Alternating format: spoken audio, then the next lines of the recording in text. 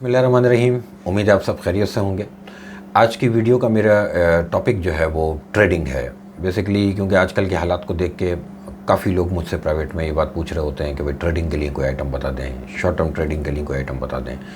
मसला हमारे यहाँ ये आता है कि जब आप ट्रेडिंग की बात करते हैं तो ट्रेडिंग करने के कुछ अपने रूल्स हैं, और जब तक आप कंप्लीट तमाम रूल्स को फॉलो नहीं कर रहे तो इट मीन्स कि आप ट्रेडिंग से वो रिज़ल्ट नहीं ले सकते।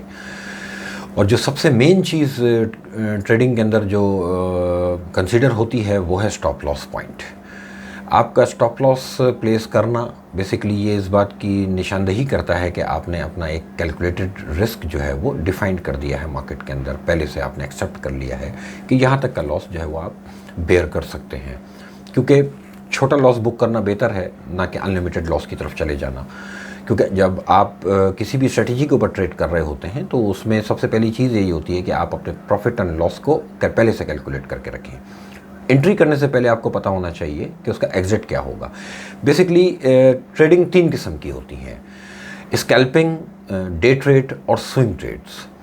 अब जब आप इन तीन में से किसी भी एक स्ट्रेटजी की तरफ अगर आप जाएंगे तो सबसे पहले आपको ये देखना पड़ेगा कि आपकी अपनी मार्केट के डायनेमिक्स क्या कहते हैं। पूरी दुनिया के अंदर टेक्निकल एनालिसिस की जो रूल्स हैं वो सेम अप्लाई होते हैं, लेकिन हर मुल्क की या हर मार्केट की अपने डायनेमिक्स को भी सामने रखना ज़रूरी है। आपकी मार्केट के अंदर जब आप स्कैल्पिंग या डे ट्रेडिंग की तरफ जाएंगे, और सबसे पहली चीज़ जब मैं आपको बता रहा हूँ कि जब आप इम्प्लीमेंट करने जाएंगे उस स्ट्रेटजी को, तो आपने सबसे पहले अपना रिस्क डिफाइन करना है। ट्रेडिंग का बेस्ट क्राइटेरिया क्या है? Lower the risk higher the return. अच्छा, जब लोअर द रिस्क है तो इट मीन्स कि आप चार्ट्स की बेसिस पे कोई एक ऐसा प्राइस ढूंढेंगे जो कि नियरेस्ट जो है वो सपोर्ट लेवल के हो, और उस सपोर्ट के नीचे कोई स्टॉप आप प्लेस करेंगे कि अगर ये सपोर्ट ब्रेक होती है तो इट मीन्स कि मार्केट मुझे एक दफ़ा आउट कर दे मार्केट से।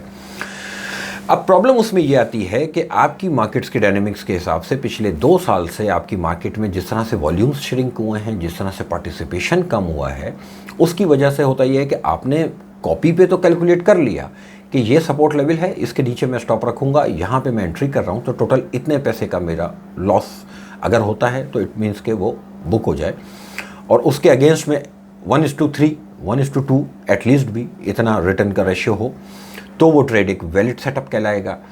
अब प्रॉब्लम इसमें ये आती है कि जब आप स्टॉप लॉस प्लेस करेंगे तो मार्केट में पार्टिसिपेशन कम होने की वजह से, मार्केट में वॉल्यूम्स कम होने की वजह से, ये जो प्राइस डिफरेंस आता है, ये जो एक स्प्रेड आपकी मार्केट में बना हुआ है कि कोई शेयर अगर 10 रुपये का है तो उसूलन 10 रुपये 1 पैसे पे सेलर होना चाहिए, यानी बायर 10 रुपये पे है तो 10 रुपये 1 पैसे पे सेलर हो, या 10 रुपये 1 पैसे पे बायर है तो 10 रुपये 2 पैसे पे सेलर हो। लेकिन आपकी मार्केट में आप गौर करें कि मेजॉरिटी शेयर्स के अंदर 10-10, 20-20 पैसे का डिफरेंस है। ये रीज़न क्या है? ये रीज़न ये है कि इसमें मार्केट में बेसिकली जो पार्टिसिपेंट्स हैं उनकी तादाद कम है, मार्केट्स में जो लिमिट्स प्लेस हो रही हैं उनकी तादाद कम है, और अगर हो भी रही हैं जितनी, उनमें वॉल्यूम्स बहुत कम लगाए जा रहे हैं। रीज़न इकोनॉमिक क्राइसिस, मार्केट के जो क्राइसिस पिछले 1.5 साल 2 साल से जो कंटिन्यू है, लोग पैसे बहुत हार चुके, लोग अब ज़्यादा रिस्क लेना नहीं चाह रहे, मार्केट में क्लैरिटी का इंतज़ार कर रहे हैं। अब होगा ये कि जब आप डे ट्रेड की मुझसे आप एडवाइस लेंगे और मैं डे ट्रेड के लिए कोई आइटम बताऊंगा तो पहले आपको ये पता होना चाहिए कि डे ट्रेड्स के क्या क्या रूल्स फॉलो करने हैं। उनमें स्टॉप लॉस सबसे पहला पॉइंट है। अब आपने 10 रुपये पे कोई चीज़ खरीदी, उसका सपोर्ट लेवल थी 9.90 आपने कंप्यूटर को स्टॉप लॉस की सूरत में ये कमांड दी कि 9.80 अगर हो तो ये एग्जीक्यूट हो जाए, मुझे मार्केट से आउट कर दिया जाए। 9.80 पे आपने 1 लाख शेयर की अपनी स्टॉप लॉस लगाया फॉर एग्जांपल, लेकिन मार्केट में 980 पे 500 शेयर का बायर है या 5000 शेयर का बायर है, तो वो 5000 शेयर तो आपके वो स्क्वायर करेगा, बाकी 95,000 आपको वो सेल लिमिट में कन्वर्ट कर देगा, क्योंकि उस रेट पे बायर नहीं था। और नेक्स्ट कोट वो फिर वहाँ से 5-10 पैसे नीचे की कोई दिखा देगा, क्योंकि प्राइस में स्प्रेड इतना आ रहा है आपके शेयर्स की फ्लक्चुएशन के अंदर। तो अब आप उस सेल लिमिट को हटाएंगे 980 से, अब आप 970 पे देना शुरू करेंगे, या 960 के बायर को देना शुरू करेंगे, या 975 के बायर को देना शुरू करेंगे जब माल, तो इट मीन्स कि आप अपनी स्ट्रेटजी से खुद आउट हो गए। अब आपने जो लॉस कैलकुलेट करके एक अज्यूम किया था कि ये बेरेबल है, वो बेरेबल नहीं रहा, क्योंकि वो आपको मजबूरन मार्केट के डायनेमिक्स की वजह से आपको मजबूरन अब वो नीचे करके देना पड़ा।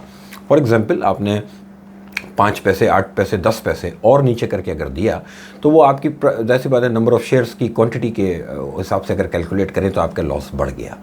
तो इट मीन्स कि आप उस स्ट्रेटजी को इम्प्लीमेंट ही नहीं कर सकेंगे। आज की मार्केट में जो लोग स्कैल्पिंग या फिर डे ट्रेडिंग की अटेम्प्ट करते हैं वो कोशिश फिर ये करने लगते हैं कि यार जब स्टॉप लॉस हिट ही नहीं हो रहा हमारा तो, और जो है उस पर बायर अवेलेबल नहीं है तो हम स्टॉप लॉस लगाते नहीं हैं। तो ना लगाने का मतलब ये हुआ कि आप अनलिमिटेड लॉस के लिए अब आप तैयार बैठे हैं और आपने मार्केट को पूरा मौका दिया है कि मार्केट आपको अनलिमिटेड लॉस की तरफ ले जाए।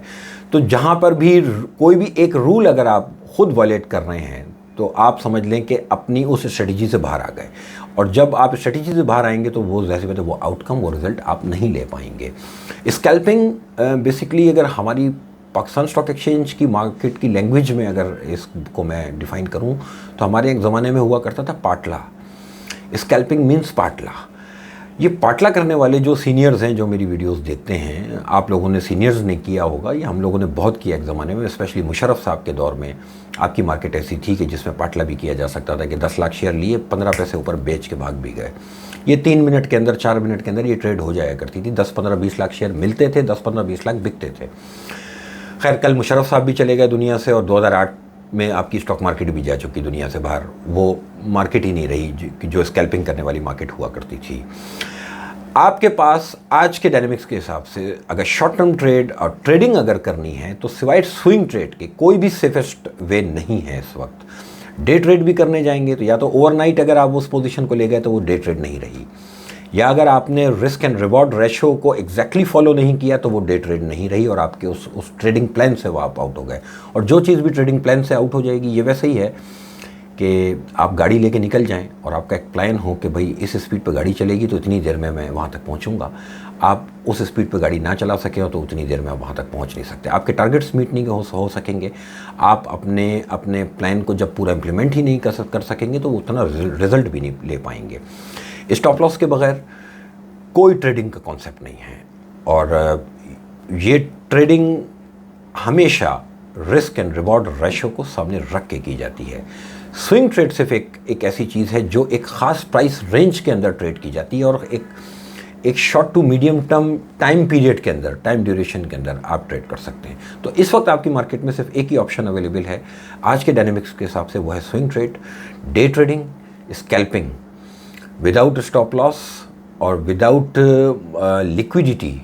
इम्पॉसिबल है कि आप अपने ट्रेडिंग प्लान को इम्प्लीमेंट कर सकें। आप लोगों का बहुत शुक्रिया।